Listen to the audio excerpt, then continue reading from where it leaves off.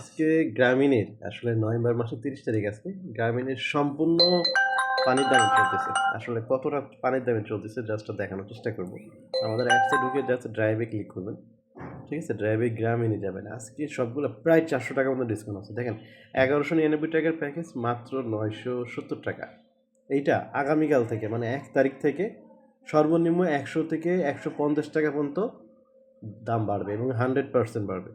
আগামীকাল এখন এই ভিডিওটা দেখবেন, আগামীকাল ট্রাই করে দেখবেন, সবগুলো 100 টাকার উপর দাম বাড়বে। এই যে 1099 টাকা প্যাকেজ মাত্র 870 টাকা, এইটা আগামীকাল থাকবে 970 থেকে 1000 টাকার ভিতরে। 999 টাকা, 795 টাকা, এটা থাকবে 860 থেকে 70 টাকা আগামীকাল।